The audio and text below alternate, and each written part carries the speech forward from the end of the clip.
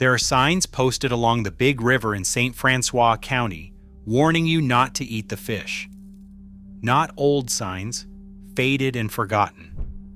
These are current signs, actively maintained. They say that if you catch a fish from the Big River or its tributaries, you should think carefully before eating it.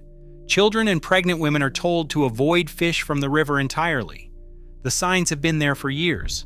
Most people who drive past them assume it is routine government caution, the kind of bureaucratic fine print that appears on everything and means nothing in particular. It is not routine. It is the end result of a specific, documented, century-long contamination of one of Missouri's major river systems by the lead mining industry. The Environmental Protection Agency has been actively working on this since 1992, and the problem is still not resolved today. Most Missourians who recreate on these rivers have no detailed idea about it. The Big River is not the only Missouri river with this kind of story. It is simply the one with the most thoroughly documented paper trail. Subscribe right now. Hit the button and the bell. The Big River flows north through St. Francois, Jefferson, and Washington counties before emptying into the Merrimack. It drains what geologists and historians call the Old Lead Belt, one of the world's largest lead mining districts, where mining began in the early 1700s and continued for over 2 centuries, producing more than 8.5 million tons of lead. Think about that number for a moment. 8.5 million tons of lead were pulled out of the ground in southeast Missouri over roughly 250 years.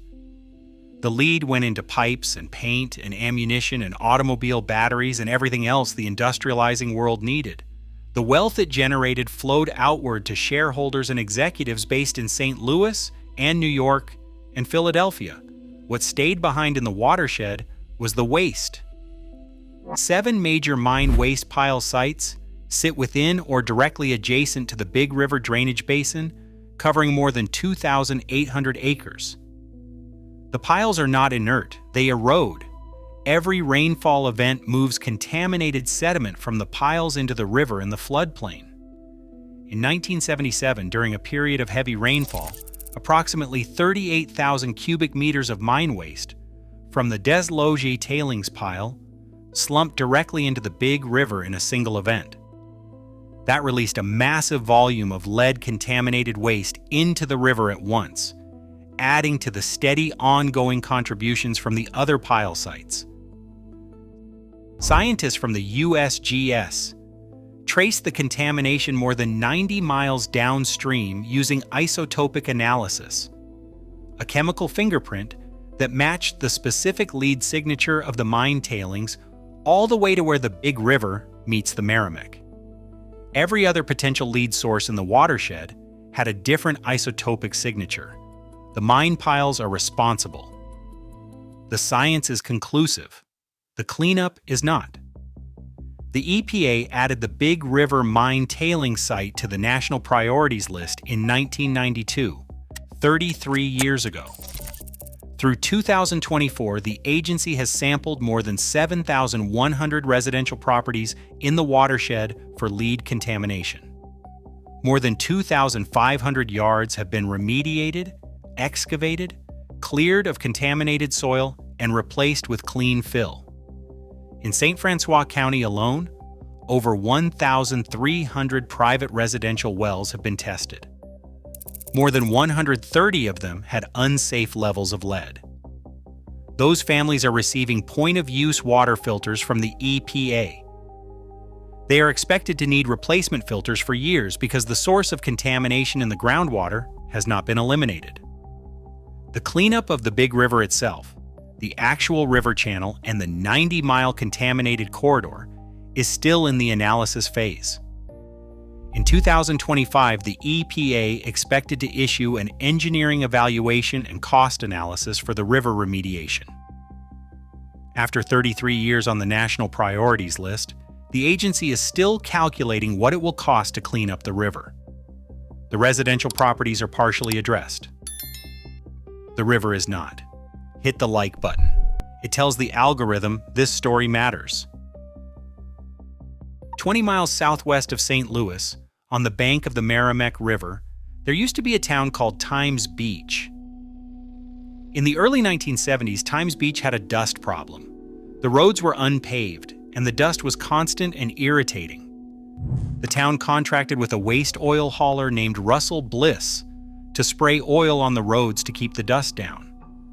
Bliss charged a low price and the town paid it. What nobody knew at the time was that Bliss was mixing his waste oil with byproducts from a chemical plant that made hexachlorophene, a disinfectant that generates dioxin as a production waste.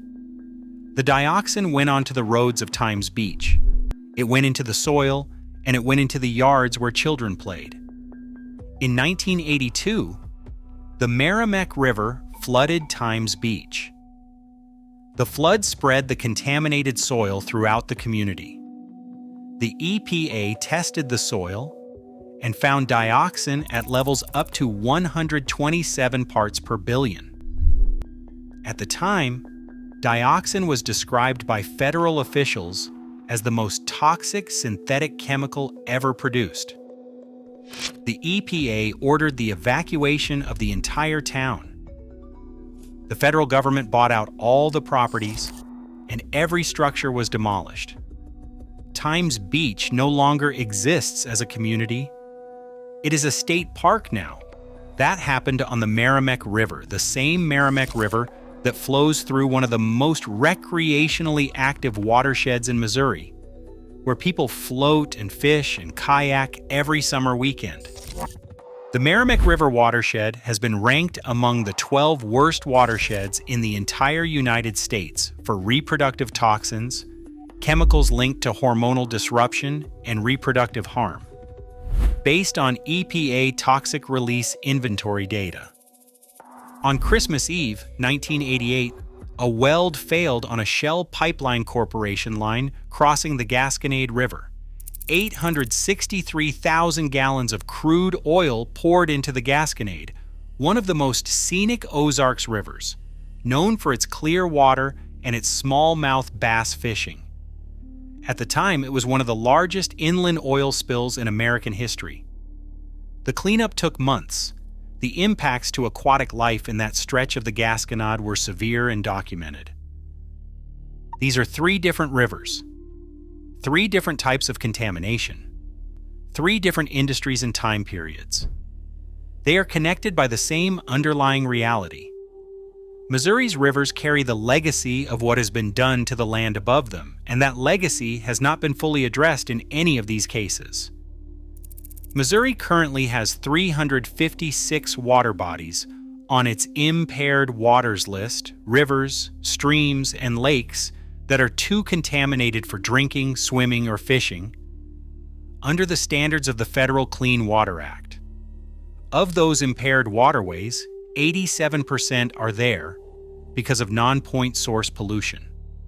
Nonpoint source pollution does not come from a pipe you can point to.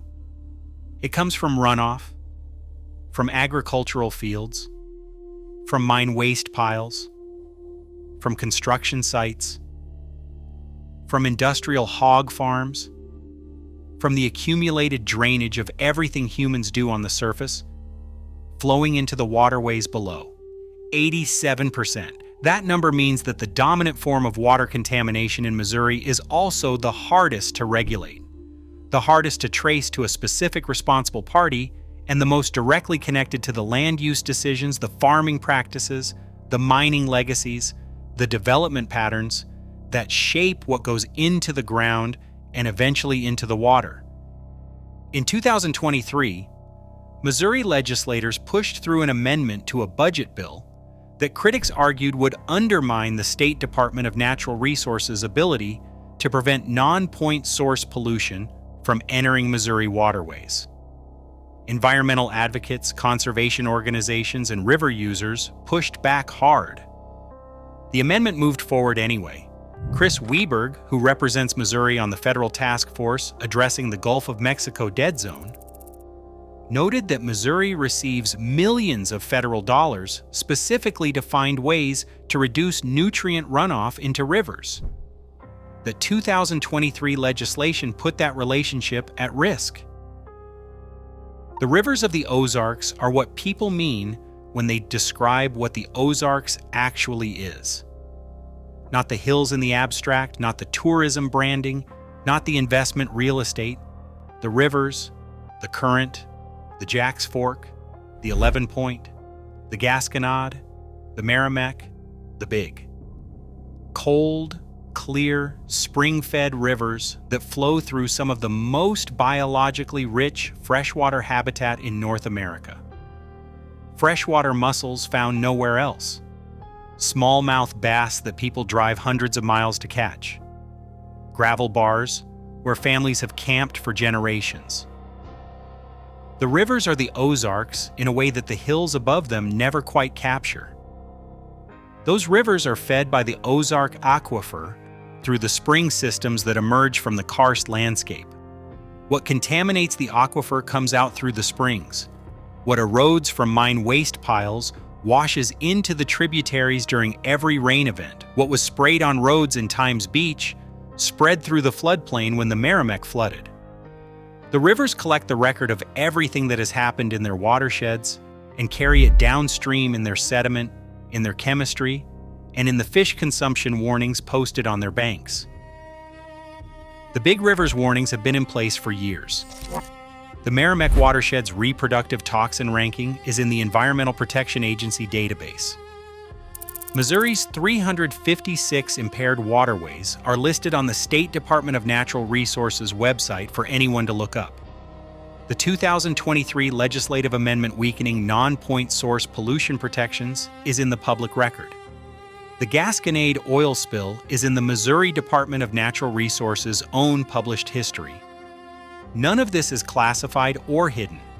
All of it is documented and publicly available. The question is not whether the information exists.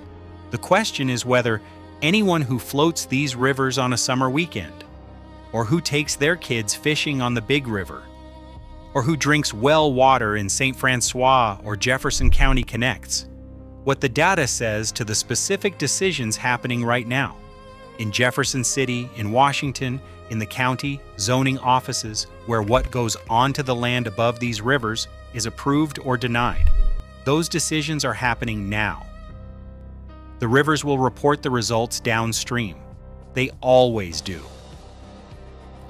Subscribe if you haven't. Hit the bell. Drop a comment. Did you know about the fish warnings on the Big River?